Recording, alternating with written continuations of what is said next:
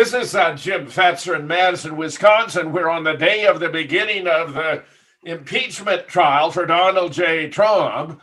I'm delighted to be joined by David Scorpio from the exotic land of Ecuador and Michael Ivey from Asheville, North Carolina, where Michael, I'm tickled to just discover, was a student of philosophy as an undergraduate. Great benefits there.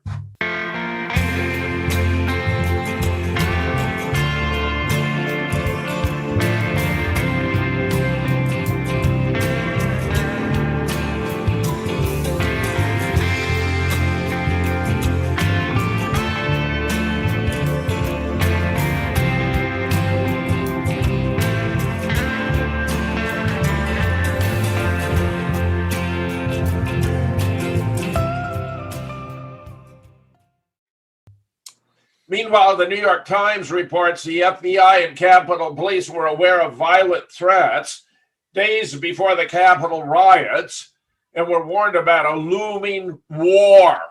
The impeachment trial, to begin today, is charging Trump with willfully inciting violence against the government of the United States.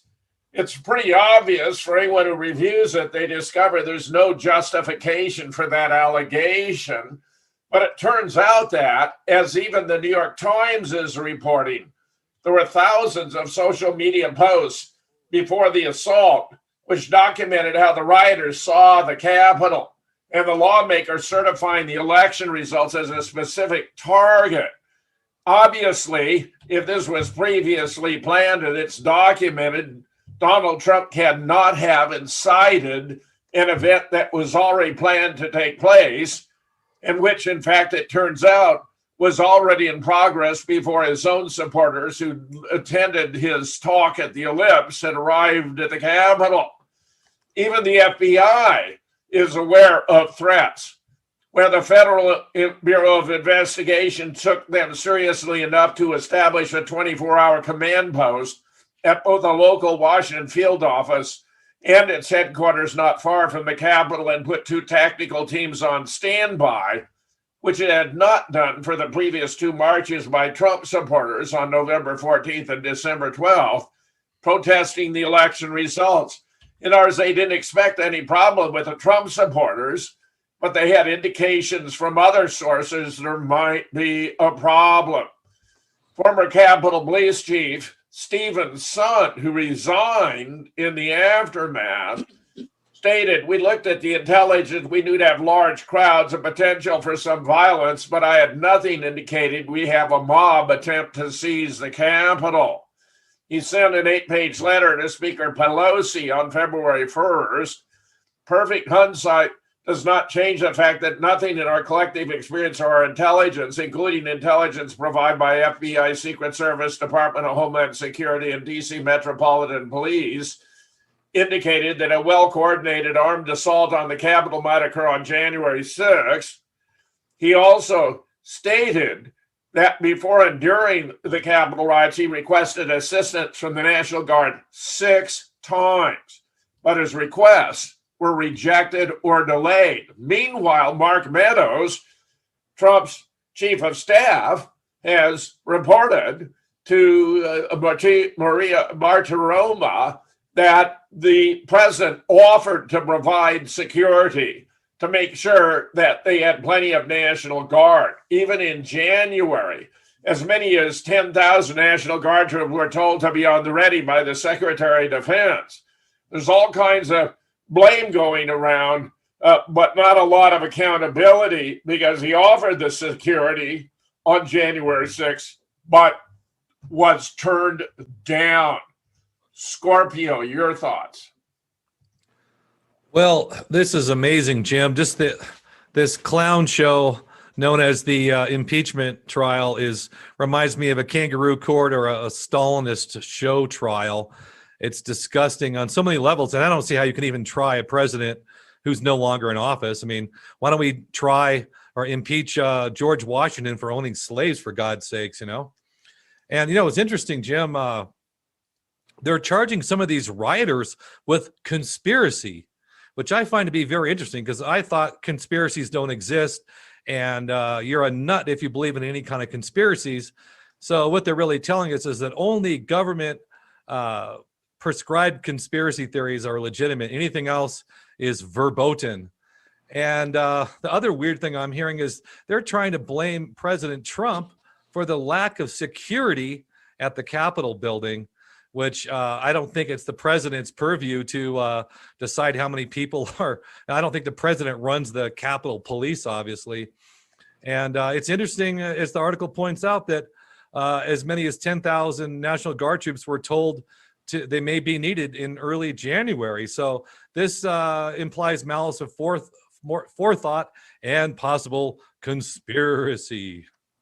Well, you're right on all counts. And in fact, Nancy Pelosi controls the Capitol Police. And it's obvious this was a conspiracy involving Nancy Pelosi, the Capitol Police, and the mayor of Washington, along with Antifa members, about the word conspiracy. Conspiracy, too, is the most prosecuted crime in the United States. Yes. It involves just two or more individuals coordinating to perpetrate an illegal act.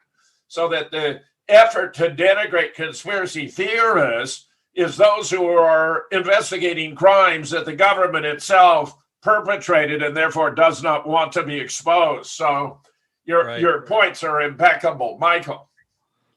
Yeah, this New York Times article strikes me as being a classic limited hangout methodology, in which they talk about some minor inconsistencies in the stories of the events at the Capitol while leaving the central false background story intact.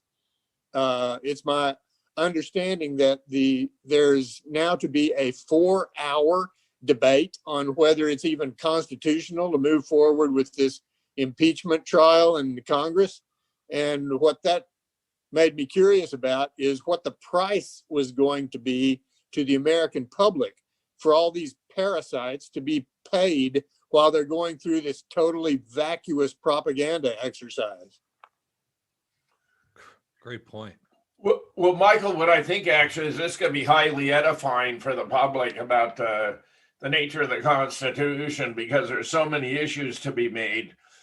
Just before coming on with the two of you, there was an announcement on MSNBC, to which my wife is addicted, that the House managers have offered their rebuttal, their brief in response to the allegation that it's unconstitutional. But yes, that will be the subject of debate for 4 hours today, and it should be fascinating. Meanwhile, Trump just broke his silence and destroyed the Democratic Party with a single statement. Even after kicking Trump out of office, Democrats aren't done with their crusade to destroy him. They're now moving ahead with impeachment. If they succeed, it won't do much as he's already out of office, but, and this is the whole goal, it would preclude him from ever running for public office again. The Democrats don't want him to clean their clock in the future as he did in 2020. They're doing everything they can to explain away the fact that Trump told his supporters at the Ellipse to protest peacefully and patriotically, by claiming his call for peace was canceled by him telling them they should fight like hell. If they succeed, their hypocrisy will be clear, as they never once called for Democrats using similar language about Black Lives Matter protests that turned violent to be charged. In Trump's response, his legal team, and they seem to me to be very good, have argued that the Senate cannot try a president who's left office. He's just an ordinary citizen. That any attempt to prevent Trump from serving in future public office would constitute a bill of attainder. That's fascinating. They also state Trump's claims that 2020 election was fraudulent is speech protected by the First Amendment, and that Trump rejects the House's claim that his assertions of election fraud are false. The response also argue that Trump's fight like hell statement had nothing to do with violence at the Capitol, but the need to fight for election security in general, as evinced by the recording of the speech. Meanwhile, Maxine Waters is going to play a big role in this impeachment trial. Both sides are going to make extensive use of video. When it's their turn, Trump's lawyers will play a video of Democrat politicians making incendiary comments that could have incited violence, including Maxine Waters in 2018 asserting, "Let's make sure we show up wherever we have to show up. And if you see anybody from that cabinet in a restaurant, in a department store, at a gasoline station, you get out, you create a crowd, and you push back on them. You tell them that they're not welcome anymore." Waters declared during the fight over Trump's zero tolerance policy at the border. Maxine is now trying to downplay her comments, claiming she never intended to incite violence. Absolutely, I can say it. As a matter of fact, if you look at the words that I use, the strongest thing I was to tell them that they're not welcome. Talk to them, tell them they're not welcome. I didn't say go and fight. I didn't say anybody was going to have any violence, so they can't make that statement, she claimed. It's not true. Waters implored Democrats to push back on Trump officials and get in their face in public. It's true. Waters used figures of speech common to American politics, but so did President Trump. That's the point. Republicans and Trump's lawyers will argue the Democrats are impeaching Trump for constitutionally protected speech. And of course, there are many, many examples in the far more serious context of the BLM and Antifa-led riots, looting, and arson in cities across the nation like Minneapolis, Portland, and Seattle.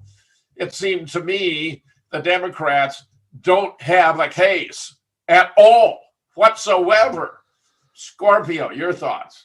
Well, Jim, not only do they not have a case, there's no way they're going to get 67 votes. Everyone knows that going into this.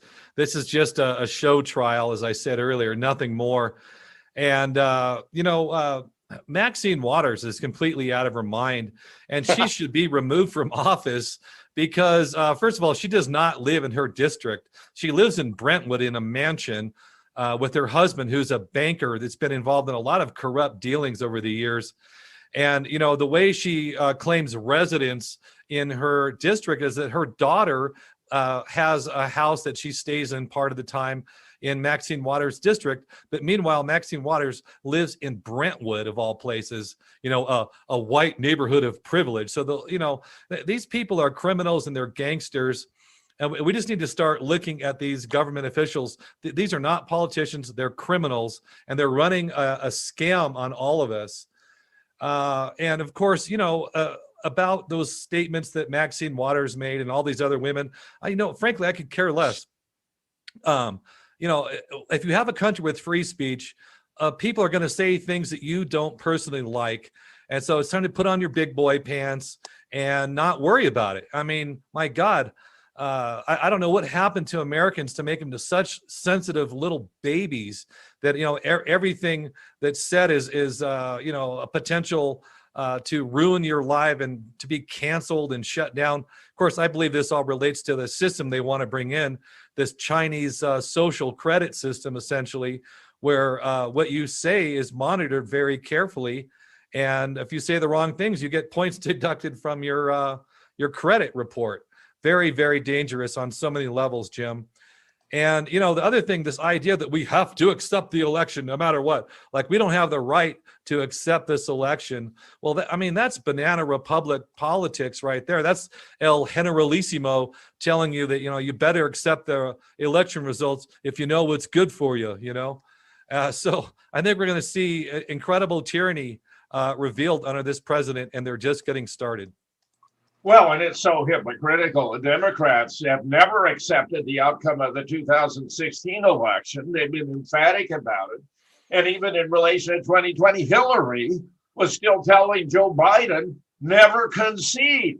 So, it's just grotesque. Your points are simply spot on, Scorpio. Michael. Yeah, in my previous segment, when I used the term that this was a totally vacuous propaganda exercise, I meant the entire impeachment effort the second time around that we're seeing right now, not necessarily the debate on its constitutionality. There are always some silver linings involved in these ridiculous situations, and the fact that they know that they don't have the votes in order to have a conviction, yet they're doing it also, makes it a totally vacuous propaganda exercise. And why the hell would the Democrats choose somebody like Maxine Waters to head up the impeachment trial? Maybe they need somebody like a black female, somebody that's other than a Jewish lawyer to do it. So they always have a front man, so to speak. That, like Scorpio said, these are criminals and gangsters. I love that graphic at the end of that segment that shows the rank hypocrisy of the Democrats, and I'm still wondering what the real point is. Somewhere there's a real point to this in continuing this public vilification of Trump. I suspect that it's the propaganda push to demonize the white Christian population and to make people accept the idea that such people as us are domestic terrorists. Well, Michael, I think the point is, number one, if they could, to get him censured so he couldn't run for office again and clean their clock, as he did. Well, that's what I would consider a surface reason. Number two is simply to distract from all the bad policies that the fake Biden is enacting by all his executive orders. But number three, Maxine isn't leading. It was simply the point that the defense is going to put her front and center because she's been so outrageous with her statements that Trump looks clean as a hound's tooth by comparison. So she's not leading, and I think the Democrats would just as soon she weren't available in any way, but they're going to play up the video, which may work pretty well. Meanwhile, we have had a big shift in the Democrats' tactics for the second impeachment. During the first, they called a lot of witnesses. They're claiming now they don't need that because this is based upon a public crime, says Richard Blumenthal, who is, in my opinion, among the most corrupt of all the members of the United States Senate. His intent was unhidden. So I think there's a danger, as there always is, for a trial lawyer and prosecutor to overtry and add more witnesses that prove the obvious. Meanwhile, what happened over the Ukraine call, of course, was that three crucial witnesses all acknowledged that there was nothing illegal about the call, that they differed with him on policy. And since the Constitution gives the president virtually complete authority to conduct foreign policy with the advice and consent of the Senate, there was no case to be made. In this instance, they're claiming it's also obvious because this was a public trial, a public crime. But when you look at the evidence, when you look at the words, what the president said, that there should be a peaceful and patriotic protest, there's nothing to justify incitement. And there most certainly was no effort to perform an insurrection, which has to do with overthrowing the government of the United States. We do get reports that both sides would like to wrap it up fairly quickly. If they want to call witnesses, that prolongs it for sure. And I think you're talking about pushing into the next week, the week after that, perhaps, because both sides will then have that option available to them. The witness debate last year consumed Trump's first impeachment, which lasted nearly 3 weeks. Senate Republicans chose to punt the question of whether to bring in witnesses to the end of the trial, and then only 2 Republicans, Mitt Romney of Utah and Susan Collins of Maine, joined Democrats in voting to allow officials like John Bolton to testify, leaving them short of the 51 votes needed. Democrats, senators argued outside witnesses were needed with regard to the conversation with the Ukrainian president, but claimed their own lives were put at risk by rioters and watched Trump's response in real time. This is a unique situation in that we're all witnesses as well as victims. but it's silly. There are as much victims as was Alexandria Ocasio-Cortez, who wasn't even in the Capitol building. Scorpio, your thoughts? Well, the whole premise of this so-called impeachment is absolutely bizarre. And really what they're saying is that President Trump led a conspiracy to create this riot, and the facts just aren't there. I hope that Trump's team calls endless witnesses, people who are at the event, whoever they can find, and just drag this on for as long as possible, quite frankly, because the longer it goes on, the worse it makes the Democrats look, quite frankly. And, this Richard Blumenthal character, this has totally gone down the rabbit hole, but this man claimed to be a Vietnam combat veteran, and it turns out he was not a combat veteran. He lied about it. He had some kind of desk job somewhere. And he claimed he was some kind of combat veteran. That's a true crime, I believe, to say that you're a combat veteran when you're not. But of course, this has completely gone down the rabbit hole. Nobody talks about it, and it says a lot about this man's character that he would lie about something like that. It's absolutely disgusting, quite honestly. And of course, we got, all this stuff, Jim, is a one-way street. You got two sets of rules, and this is just hypocrisy on display. Well, Scorpio, you're certainly right about Blumenthal. Also, was covering for the Sandy Hook false flag, which Barack Obama orchestrated using Eric Holder to fake a mass murder to promote gun control. So, these guys can't come clean about anything, and their whole careers are built upon lies and fabrications and prevarication. Michael, your thoughts? I'd like to bring up a touchy issue, starting with a historical point. In 1973, Senator William J. Fulbright appeared on the Face the Nation show, and at that time he made the statement that 80% of the United States Senate was controlled by, in the pocket of, Israel and the Israeli lobby. Wow. So now that was 1973.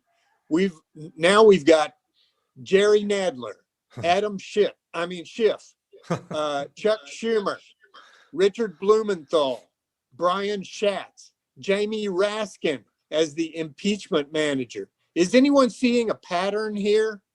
Back 5 years ago, Charles Bausman, who opened the great website called Russia Insider, published an article in January of 2015 titled, "It's Time to Drop the Jew Taboo." It's time to talk about this. It's time we openly discuss the incredible control that this one ethnic minority has over our government and lots of aspects of our lives, and how they exercise that control through bribery, threats, and blackmail.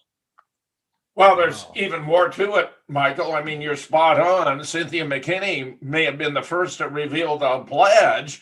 She actually told to me that after she talked about the fact that all new members of Congress are asked to sign a pledge to put the interests of Israel ahead of those of the United States, where those who decline find that their finances dry up, that they're confronted with a well-financed alternative candidate next time around, or that their district is redrawn in the meanwhile and they no longer have a seat. Cynthia was able to overcome those obstacles to serve 6 or 8 terms in the House. But even as notable a figure as Dennis Kucinich, whom I regarded as the smartest member of Congress at the time, was not. So that a few years back, a friend of mine asked me, did I know how many members of the present Congress had not signed the pledge? And I acknowledged I did not. And he held up one finger of one hand, because there was at the time only one member of Congress who'd failed to sign the pledge. And when you ponder why Israel, which controls our mainstream media, as I have endlessly reported, turned on Trump after his generosity, I guarantee you this is all about Iran. Trump would not bomb Iran. And when they realized that, they turned on him. They know Biden is feeble. He's probably not going to be around long. And we already find that the Zionist appointees he's making, such as this guy Blinken, as Secretary of State, is putting pressure on Iran to stop processing uranium before the sanctions are removed, which is absurd.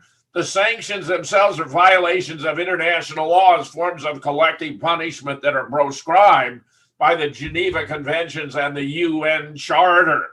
So it appears to me you're absolutely spot on, Michael. This is really disgusting, and it's an Israeli power play taking place here, flexing their muscle. Jim, can I just add one thing to what Michael said? Of course. Yeah, Michael, you hit upon something so incredibly important. Great job. And, let's also throw in the mix here that what Biden's already appointed 10 or 12 cabinet members that are all not only Jewish, but dual citizens. Okay. Which brings in a whole nother element to this conversation is like, to what country do these people hold loyalty to? That's something that really needs to be discussed. I think a lot of them actually have their loyalty to Israel first.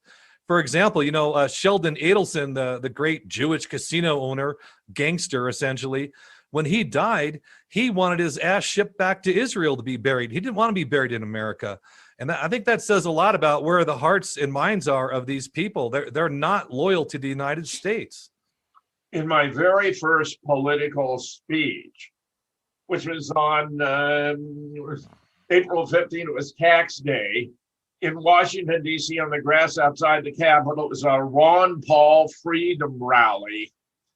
I gave an address in which I explained, in relation to 9/11, how dual citizens had been occupying the Department of Defense and were profoundly involved here, and that it should be against the law for any dual citizen to hold a policy-shaping or decision-making position, because you cannot know that their loyalty to the other state does not outweigh their loyalty to the United States. 2008, it was published on under the title 9/11 and the Neocon Agenda. And if you're lucky, you can still find it online. Meanwhile, Trump team lays out the impeachment defense ahead of the Senate trial. The attorneys are going to argue the Senate has no jurisdiction to try a former official, that the charge against the 45th president is deficient, that their client was deprived of due process, and has had his right to free speech violated by the article of impeachment. It's a 78-page trial memorandum positing that the Senate taking up the impeachment amounts to a bill of attainder, an act the Constitution prohibits the legislature from taking because it would amount to inflicting a punishment without a jury trial. The defense also contends the incitement accusation is contradicted by the plain text of the transcript of the president's January 6th speech. House Democrats, joined by 10 Republicans, voted to approve a single article of impeachment against Trump for the incitement of insurrection, making him the first president to be impeached twice. The trial memo, which is very, very good, and I like these attorneys, the article of impeachment presented by the House is unconstitutional for a variety of reasons, any of which alone would be grounds for immediate dismissal. Taken together, they demonstrate conclusively that indulging House Democrats' hunger for this political theater is a danger to our republic, democracy, and the rights that we hold dear. The trial is set to begin less than a month into the presidency of Biden. Trump's attorneys condemned the violence that took place during the breach, pointed out the president had done the very same in the remarks he gave later that day. The trial is representative of Trump's enduring hold on Washington as House and Senate lawmakers prepare to engage in hours of presentation. Senate Majority Leader Chuck Schumer reached a deal with Senate Republicans yesterday on the framework for the trial. There will be 4 hours of debate today about whether the trial ought to be dismissed. Several weeks ago, 45 Republican senators voted to reject holding it on the grounds it's unconstitutional. Each side will then get 16 hours to present their cases starting at noon, followed by 4 hours of senators to question both sides. Should witnesses or documents be subpoenaed, more time may be allotted. But that will only happen if there is a vote to move forward after the presentation of the evidence that it's inappropriate to proceed at all. Scorpio, your thoughts?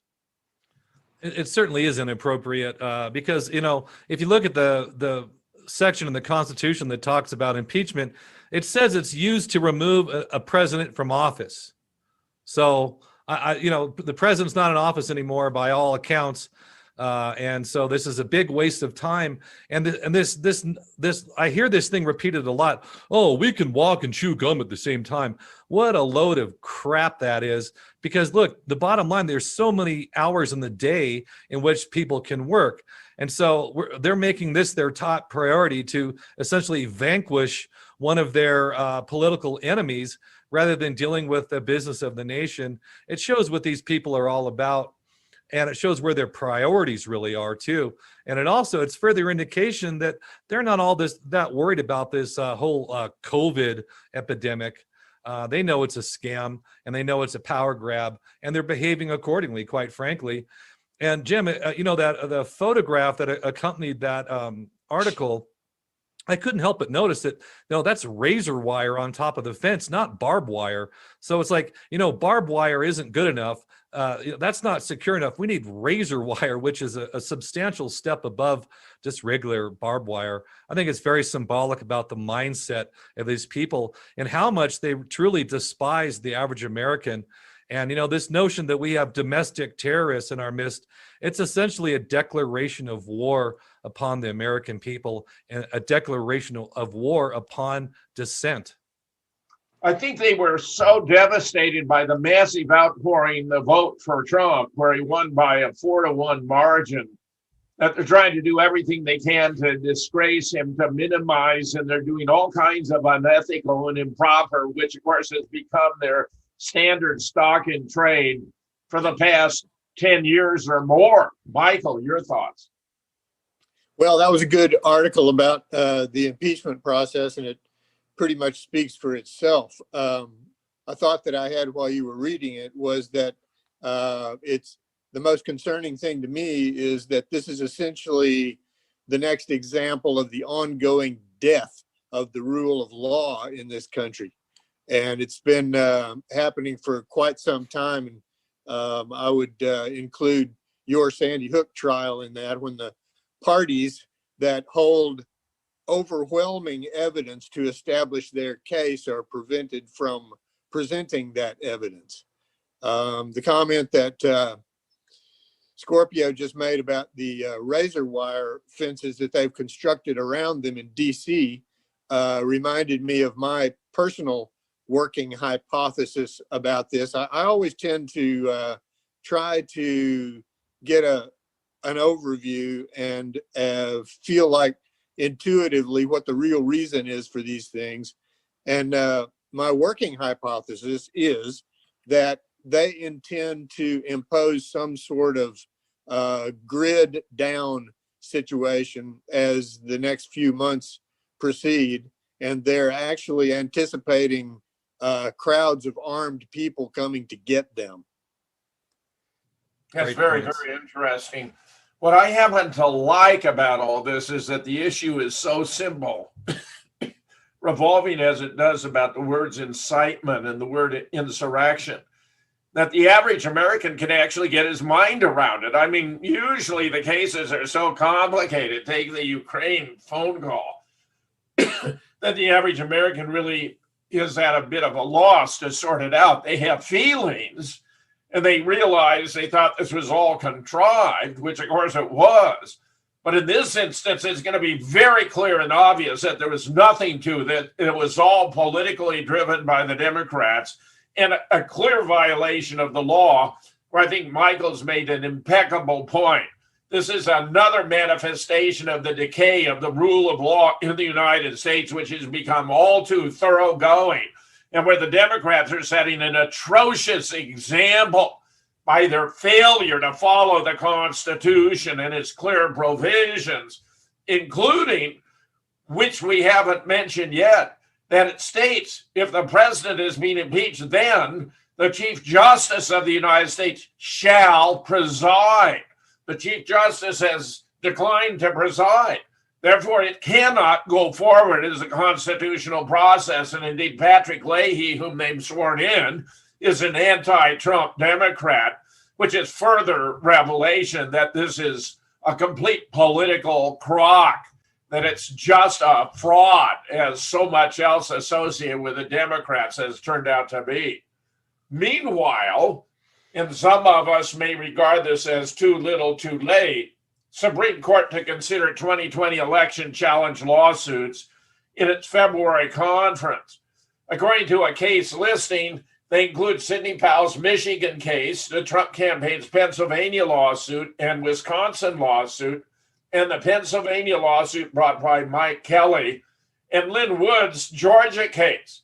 So notice, we got Michigan, Wisconsin, Pennsylvania, and Georgia, the four that were all covered by the Texas suit, that they declined to hear, where the Chief Justice was reported by Lynn Wood to have been overheard telling Associate Justice Stephen Breyer that he'd make sure that mother effer did not get reelected. All cases allege some form of unlawful election-related conduct affecting the outcome, including expansion of mail-in balloting by officials changing the rules in contravention of state election law, lack of adequate security around mail ballots, issues with machine vote tabulation, and denial of meaningful access to poll watchers.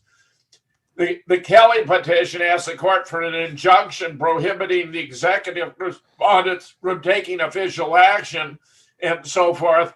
The suits similarly called for emergency injunctive release for expedited hearing and blocking certification, but of course those were ones the court turned down.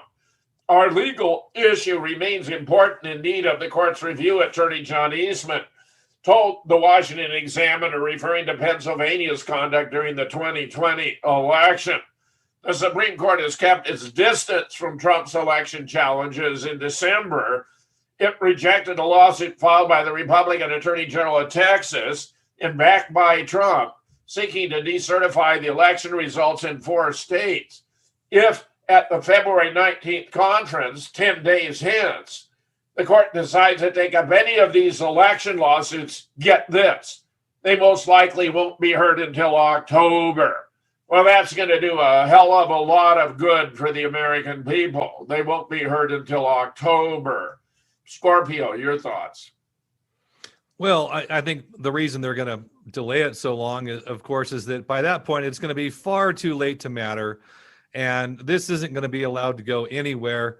That, at least a couple of these judges are blackmailed. And this simply won't be allowed to go anywhere, Jim, as the cover of national security, among other things. So it's a little too late, unfortunately.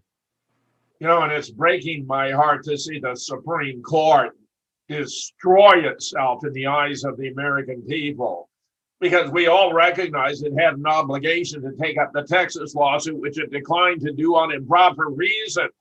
Talk about undermining the rule of law, Michael. We could hardly have a more stellar example. Your thoughts? Yeah, the first thing you said to that story, Jim, too little, too late, indeed. And it gets back to my earlier issue. John Roberts' name appeared on the infamous Epstein flight logs. And so here we have again an implication of the Israeli blackmailing of key people in our government. Does anyone actually expect them to vacate the election and give it to Trump or declare a new election? I would gladly take bets and give good odds on that one. It's just, to me, this is just the Supreme Court in a kind of a publicity move to cover their asses. It's not even going to be heard until October. Yeah, I agree. This is insulting. I mean, it's adding insult to injury. They injured us by not taking the Texas case at the time, which would have made a difference. And now they're insulting us by claiming they're going to take up cases, but not hear them until October. Give us a break. Honestly, they play us for saps. But even we Jim, are can I not. add one more thing, just briefly? Of course. On the bright side, this is revealing to the American public how the whole system is rigged to the benefit of a very small group of conspirators who have an agenda that they plan on forcing down the throats of the American people. And the whole thing that happened with the GameStop Wall Street thing is another example. Here, some big Jewish hedge funds were losing billions of dollars, and they pulled the plug on the system. They said, "Oh, we got to stop this, shut it down, no more, trading." And they even allowed the Jewish hedge funds to recalibrate their positions. So we're seeing more and more examples of how we're living in a rigged game. And I think they're going to have no choice but to continue revealing this as they try to seize more and more power, Jim. Excellent point. Scorpio, I'm very pleased you added that. We'll be right back. Meanwhile, Simon Parks has been making revelations. Welcome to a fairly short update. What I think want to is talk a important, couple which things. is One right about, the as I situation recall, in around 9 Britain. minutes. So, big question about America is, when's something going to happen? Well, I've had a number of interesting conversations with a number of interesting people, and it's becoming apparent, and I didn't pick this up, I'm quite open about it, I didn't pick it up, but I'm picking it up now, that President Trump doesn't want the history books in 20 years, 50 years, 100 years, 500 years. He doesn't want the history books to have him down as the president that staged a military coup to remove a democratic elected president. The military don't want to be remembered as the military that overturned a government militarily. Now, the situation in Burma, Myanmar, was an interesting dry run in the sense that the good guys were looking to see how the world viewed a military takeover. And the feedback coming from that is that it doesn't go down so well. Right, there are 3 or 4 court cases, and there's one coming up in the next week, which I've got a ton of good evidence that the Trump team have got. Sidney Powell, and several others, Lynn Wood, and a few others have got. And there was that wonderful 2-hour presentation which has gone the rounds, and I put it on my website. And that's actually admissible court evidence. That's actually evidence in court. And we know that one district judge or circuit judge has said that Dominion machines are fraudulent, and that's allowed them to push on further. And what I'm picking up is the United States military are not happy in taking out Biden or Clinton or anybody else unless they've got something from some court or other. So they will turn around and say, look, we weren't staging a coup, we were staging something to save the republic, and we were acting on the court's actions. Because in a so-called free democracy, the court system is the one that's independent and makes the decisions which ultimately govern the whole law or rule of a country. I know it's slightly different in America because you have the Constitution, and what courts do is they will judge actions against the Constitution. They won't say, is the Constitution right? They'll look at something and say, does that follow the Constitution? And so much easier for the military or Trump or anybody else to say, I did what I did because these courts clearly said there was something that was totally corrupt and we had to act on it. Now, it doesn't mean it's got to go all the way to SCOTUS, to the Supreme Court. It doesn't mean that. What it means is there has to be something concrete at a courtroom level, that even if that is prevented and stopped by a higher court, then the good guys can say, this is what this court said, it was prevented from being developed. So therefore, what they said must have been true, because higher forces are holding it back. Therefore, we will act to protect what this court has said. Now, if it does go to SCOTUS, there are enough justices there to give Chief Justice Roberts a run for his money. Chief Justice a run for his money, but if they're not going to hear it until October, it doesn't make a damn bit of difference, as Scorpio said. So I'm very distraught by this. I have regarded Simon Parks as one of the most reliable sources about what's actually going on behind the scenes. And I regard this as an absolute betrayal. The military had to act to restore the Constitution. We know the courts are corrupt. And this, in my opinion, is a stab in the back to the Republic. I don't like it one bit. Scorpio, your thoughts? Well, I'm not quite as favorable about Simon Parks as you are, given his bizarre claims he's made about being abducted by aliens and having sex with cat creatures and having hybrid children, and the Greys coming into his room at all hours of the night. Not to disparage UFOs and the possibility of that, but I just think that, if you have all that happen to you, plus you have the secret intel on Trump, to me, the credibility gets a little thin. And unfortunately, I don't think, as I said, nothing's going to happen. I think that we have all of our major institutions are compromised right now. And I think the one good thing that will come of this is that it's going to become apparent to more and more people that we lived in a rigged game. Michael, your thoughts? Yeah, Jim, I'm happy to hear you say what you just said before Scorpio talked. Personally, I've lost any hope that Simon Parks is someone to be trusted. I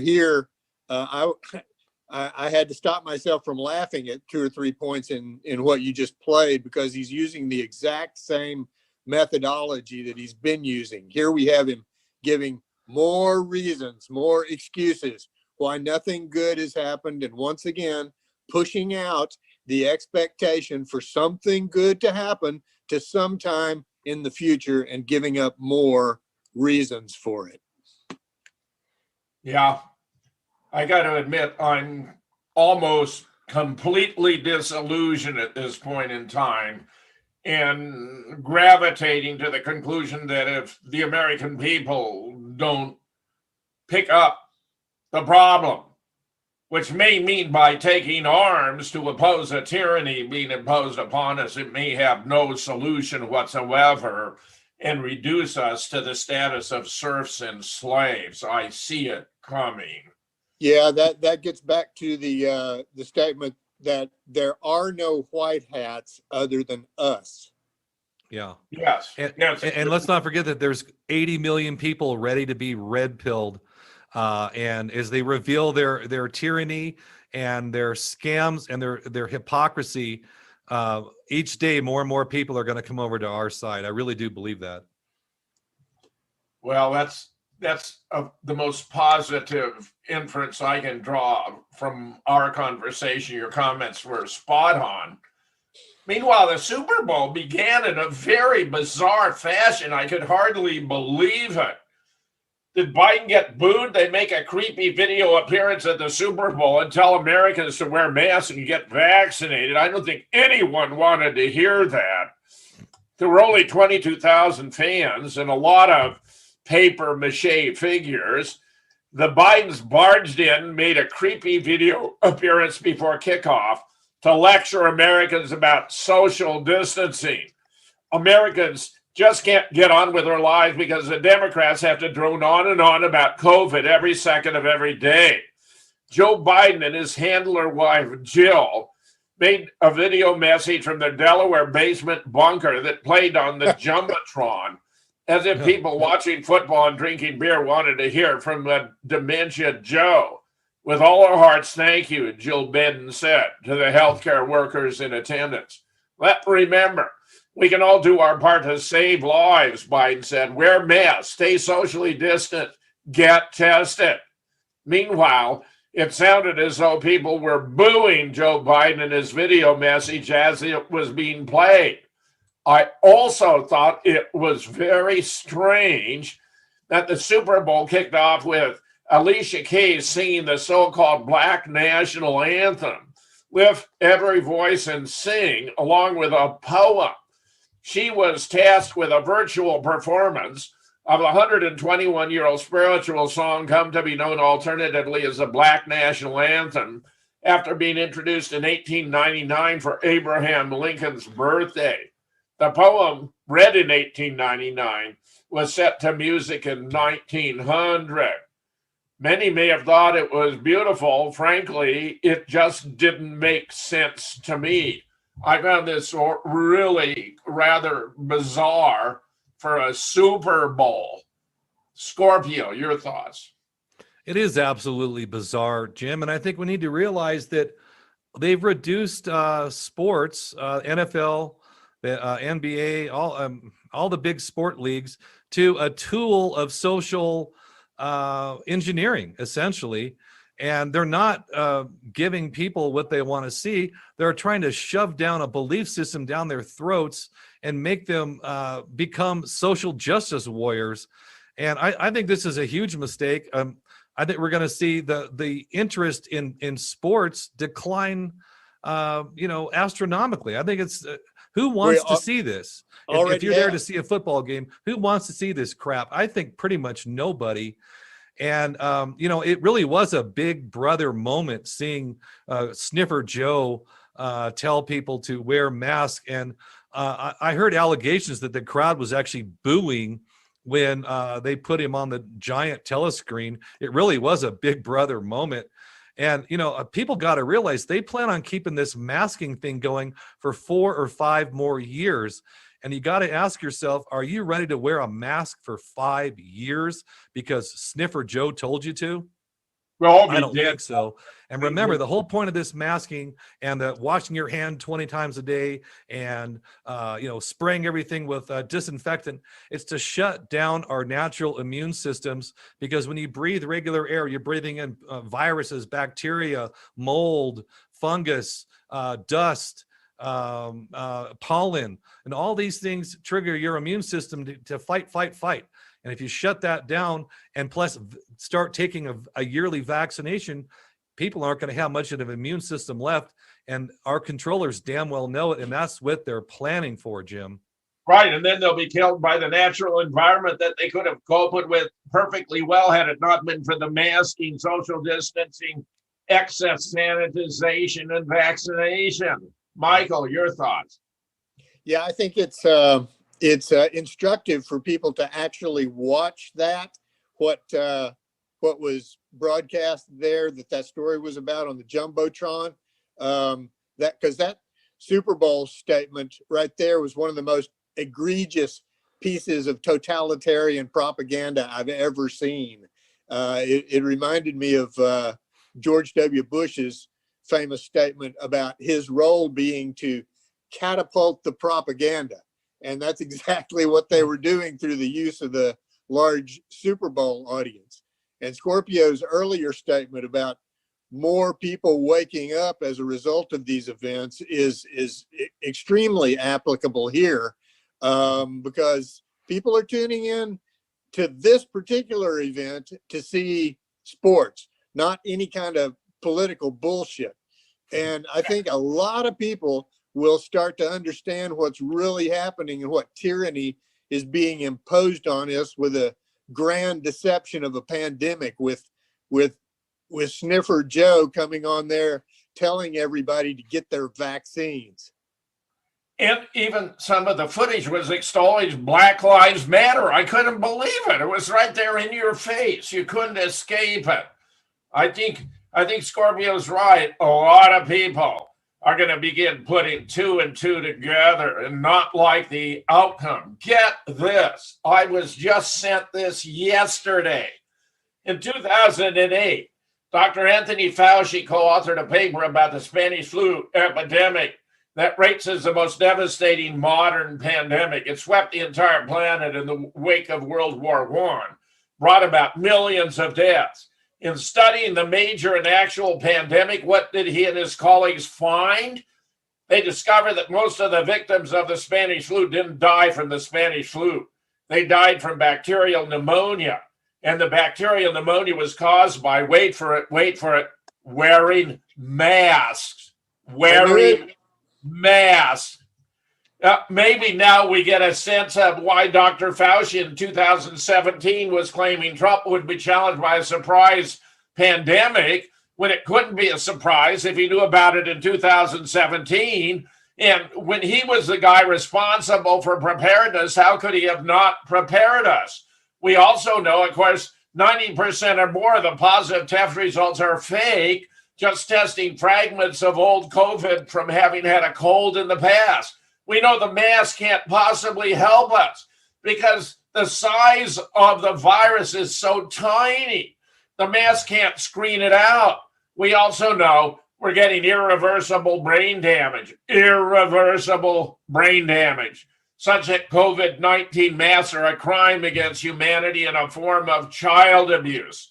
We're well getting started to fulfilling the Deagle projection that the transformation of American society that'll take place in the next few years will take us from a population of 326,620,000 in 2020 to fewer than 100 million. That's a loss of 226 million Americans who will be dead by 2025.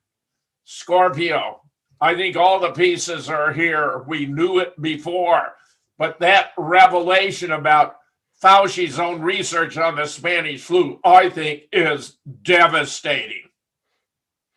Yeah, and I really want to dig deeper into this Spanish flu. There's a lot of things that don't add up about it, Jim.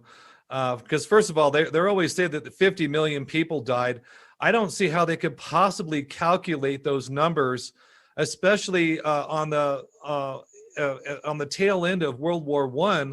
I don't see how you can calculate those numbers back then. I don't believe the figures. Secondly, I believe that the Spanish flu very well may have begun by an experimental vaccine they were giving soldiers, American soldiers, as they went off to war. And it coincides with the so-called outbreak of this event, this very suspicious. And then, of course, yes, the masking. People develop bacterial pneumonia as the result of rebreathing their own bodily waste products. It's totally contrary to nature to not expel the things that are supposed to come out of your breath and rebreathe them. It's like putting your mouth up to a tailpipe of a car. It's not a good idea. And I'll just tell you, just on a personal level, I'm seeing these people that wear masks. They're getting very angry. And they're getting sort of a crazed look in their eyes, and they're not aging well. They're not looking healthy. It's very sad. And I just hope people stop killing themselves by wearing masks. They are designed to kill us slowly. I have no doubt whatsoever. Michael. I had previously seen that report about Tony the Rat Fauci and what he and his team had decided about the pneumonia being the cause of most of the deaths in what's called the Spanish flu. We've learned to identify the word flu with virus. So the Spanish flu is a misnomer, and it wasn't a viral pandemic. And in fact, in all likelihood, based on my studies, and this is my favorite point of study these days, in all likelihood, there is no such thing as a viral pandemic. The understanding of what viruses are and what their function is has been misunderstood since they were first identified back in the early part of the 20th century. I also have, back to Fauci, I also have housemates here who are addicted to NBC like you do, Jim. And just before we started this show today, I went in there and saw Fauci on the TV screen, being held up as the great expert. And he was actually on a broadcast. The subject matter was the impeachment. So I don't know why he was on there. He was probably saying what a great thing it'll be now to have Biden as the commander in chief, because now he can do all the genocidal things he wants to do. Yeah, do all the things that Fauci wanted Trump to do that Trump wouldn't do because Trump knew a bit better. Frankly, I believe Trump was going to reverse all this. Now I'm terribly worried it won't happen and that we're going to be left to die on the vine because of the mass that this bastard is being promoting. Meanwhile, an extremely thoughtful piece by Roger Simon, Moral Narcissism in the Show Trial of Donald Trump. Discussing the Democrats' impeachment trial in legal terms is ludicrous waste of time. Anyone literate in the English language can see the concept of impeaching a post-president is entirely absent from the U.S. Constitution. Removing someone from office who's no longer in office in the first place is a serio-comic oxymoron straight out of the theater of the absurd. What is actually going on is Trump derangement syndrome taken from a neurosis to some kind of bizarre psychosis with overtones of obsessive-compulsive disorder. The level at which his trial is worth examining, therefore, has a psychoanalytic, not a legal tilt. It raises once again the question of why the Democrats and their media cohorts despise Donald Trump so much. Yes, I know they fear his political comeback above all things and wish to extinguish it. But what is it on a deeper level that makes them believe this man to be such a monster that they're going full Stalinist and conducting what Rand Paul aptly called a show trial? Allow me to be a tad self-referential because I think at least to some degree the answer can be found in my 2016 book, actually written before Trump won the nomination with few specific references to him. I Know Best: How Moral Narcissism is Destroying Our Republic if it hasn't already. The narcissism I was referring to is not the traditional kind based on the Greek youth Narcissus' fascination with his own image, but a narcissism of ideas, of moral self-description. I explained it this way. What you proclaim, what you say you believe, is what makes you good, what makes you important, not the actual results of those beliefs, which are irrelevant. Biden's recent cancellation of the Keystone Pipeline could be described as a purely morally narcissistic act, proclaimed as if something significant for the environment, where in reality, all it does is put people out of work and give comfort to our enemies as America becomes more energy dependent.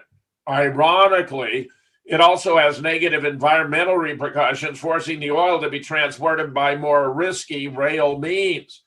John Kerry is a moral narcissist par excellence, jetting around endlessly in his carbon-belching private plane to save us all from climate change.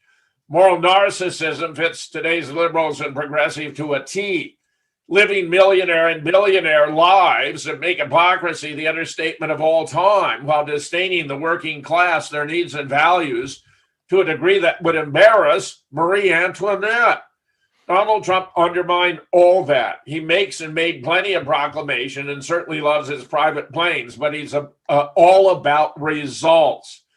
In fact, he makes a point of delivering on his promises, the exact antithesis of standard operating procedure in Washington, where politicians send us endless emails and texts, almost always asking for money, about what they say they believe or are planning, but almost never about what they have accomplished, as if we don't and shouldn't care about that. It's the way the game has been played in D.C. for ages, quite comfortable and insular when you think about it, and self-replicating. No wonder Trump is loathed. He also made things like improving the economy seem remarkably easy and quick. Just remove excessive regulations and lower taxes, actually common sense. When it's supposed to be so complicated and arcane, only wise politicians and economists could do it over many years. Although nearly pervasive in the Democratic Party, moral narcissism is not exclusive to it. A number of Republicans fit the description as well, and you can almost be certain they will be among those voting to convict Trump in the show trial.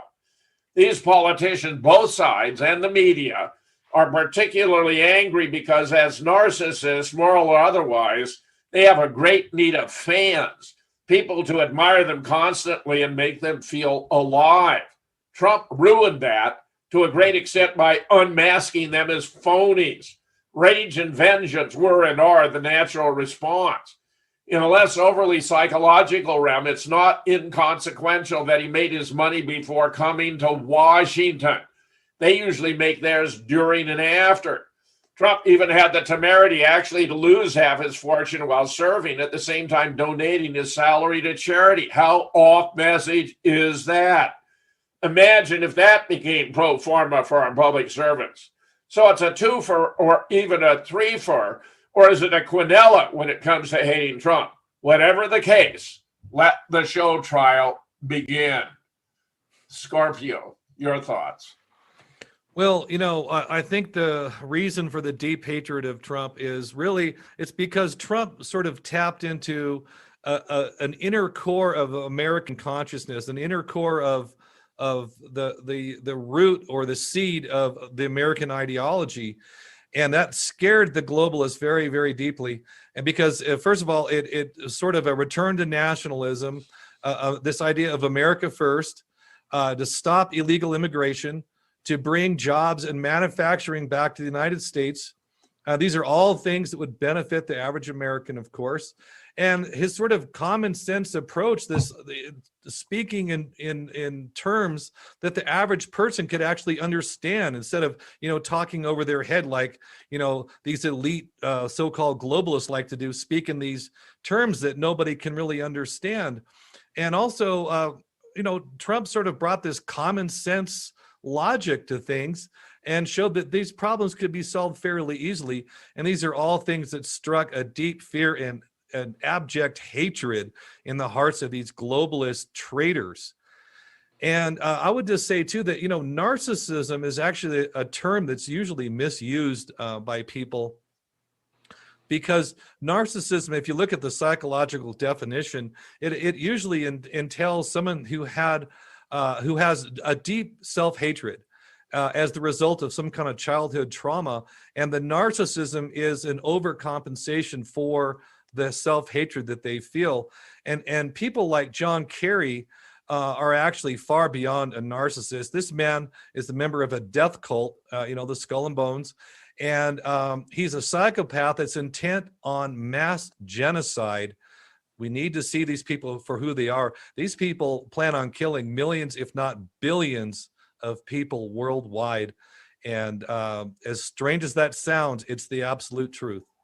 Those were just stunning and brilliant remarks, Scorpio. I just love every word you said. Just spot on. Michael, your thoughts? Yeah, I thought that was great writing in that piece. A serio-comic oxymoron straight out of the theater of the absurd. It's a psychoanalytic examination of the motivation behind this, what I called earlier, a totally vacuous propaganda exercise. But it asks the very same question that I was asking earlier. And it answered basically, what is this? What is behind this? And the article, which is very good, answers it with a psychological answer. But personally, I think there's a realpolitik reason for it that I haven't quite been able to formulate yet, but I think Scorpio's on the right track when he's identifying the cultural and ideological reasons that the controllers who are trying to overthrow the United States and the rest of the world, for that matter, the reasons that they fear that cultural and ideological stuff. I think that's the primary reason going on here. It reminded me also, and this gets back to the silver lining in waking people up. Reminds me of the story about the Russian immigrant who came to the United States after the collapse of the Soviet Union.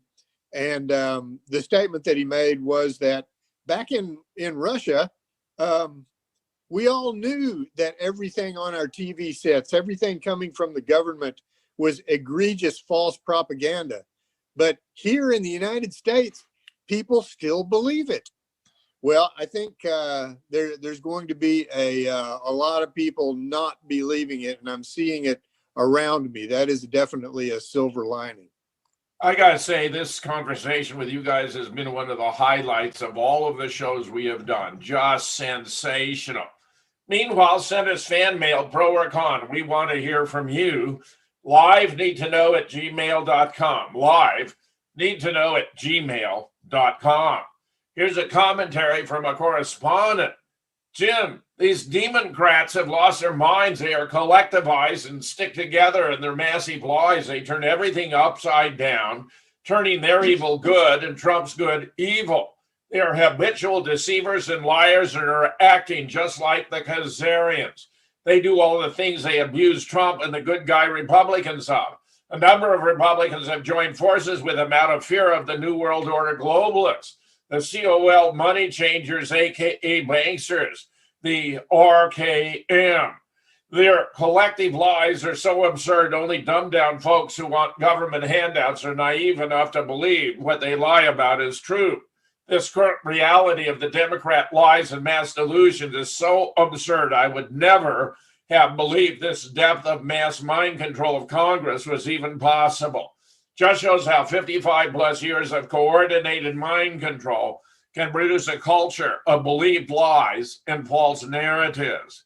Meanwhile, I have reported the crack in the scenery here, which appears to be a giveaway that they're on a set. Notice we have both a fake Biden and Nancy Pelosi. Correspondent, however, suggests to me that it may only be a door. I find this not overly plausible, but it's not impossible. I wrote back and said, well, that would mean the painting, but notice after also the fireplace would have to be a part of the door, which I don't accept at all. But I want to point out that here's an alternative that could be raised in form of debunkery. Meanwhile, if that's not sufficient to convince you everything is fraudulent, look at this.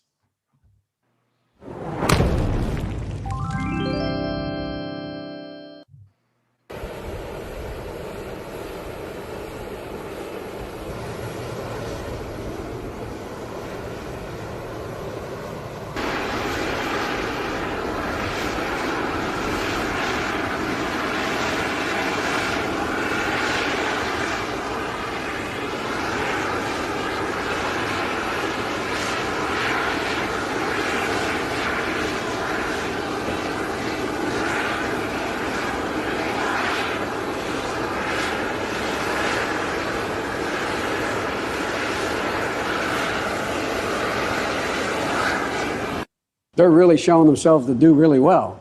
Come on, man. Let me say that I find that video utterly fascinating for multiple reasons. The plane appears to be a commercial plane. Maybe it's used in movies in the past to simulate Air Force One. I do not believe it is Air Force One.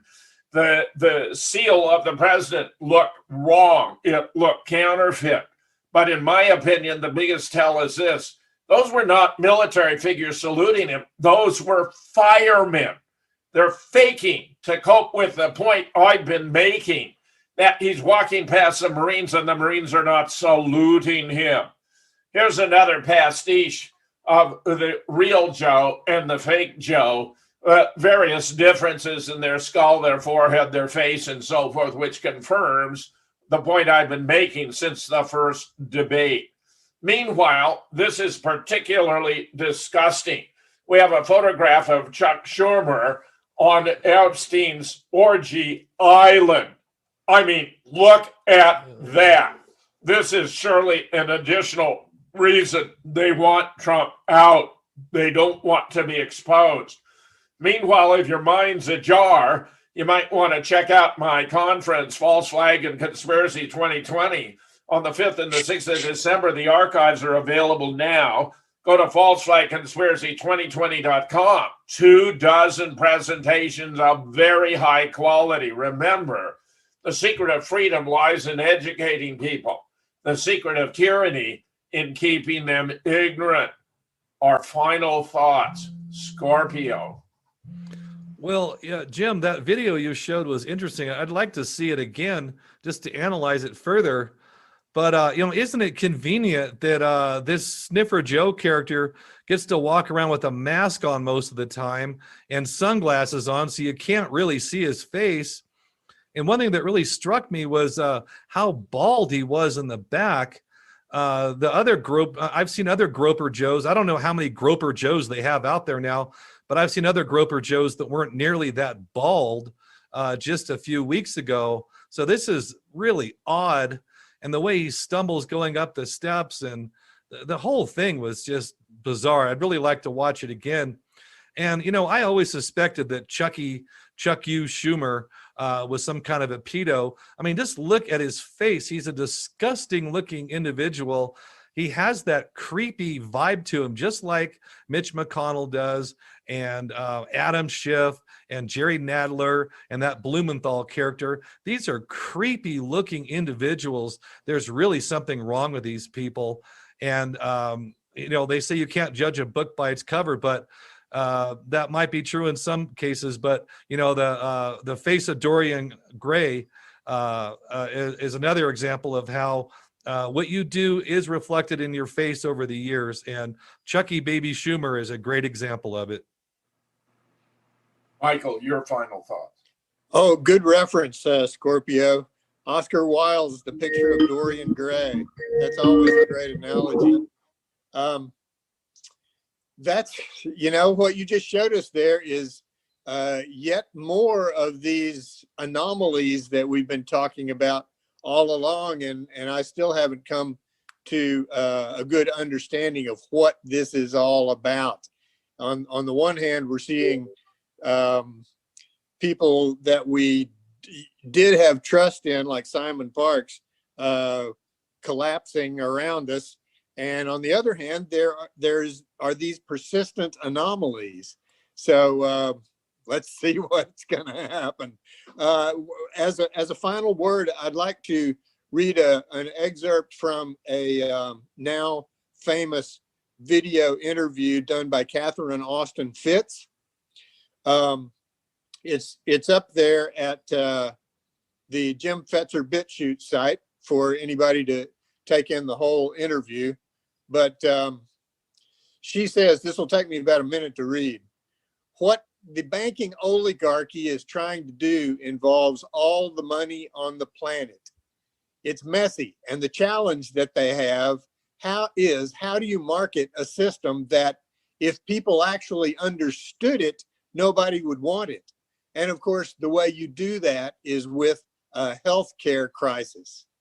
Because if a few people want to control the many, the question becomes, how can you herd all the sheep into a slaughterhouse without them realizing it and resisting?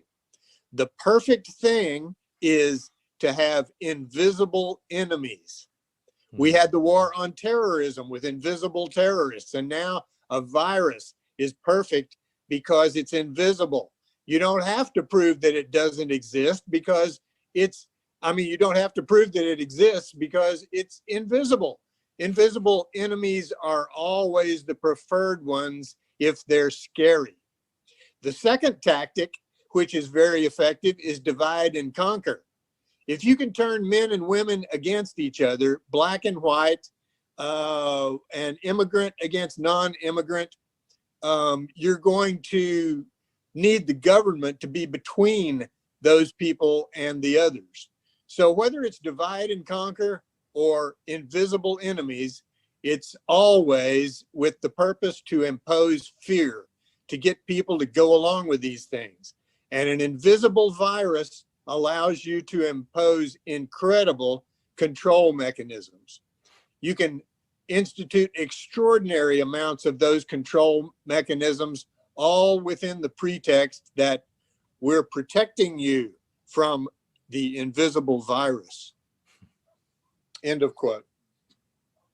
Well, this is Jim Fetzer in Madison, Wisconsin, thanking David Scorpio from the exotic land of Ecuador and Michael Ivey from Asheville, North Carolina. I think you are getting today as good as it gets when it comes to contemporary analysis of what's actually going on. If you don't get it now, watch it again, because your future and that of your nation are at stake. If you don't want to live the rest of your life as a serf or a slave or suffer irreversible brain damage, you better figure out what's going on and figure it out fast. And I say we are not going to wait until October for a hypothetical Supreme Court hearing where a decision might not be issued for yet another year. The Supreme Court has failed the American people, failed the American people. There is no doubt about it. There's no going back. I say, prepare yourself for what now is appearing increasingly inevitable, that the only way the American people are going to be able to restore freedom and liberty to the United States is if they do it themselves. Stock up on supplies, be prepared, ammo, guns, whatever you need, because a dark storm is on the horizon. Thanks for joining us today. We'll be back tomorrow with everything else you need to know.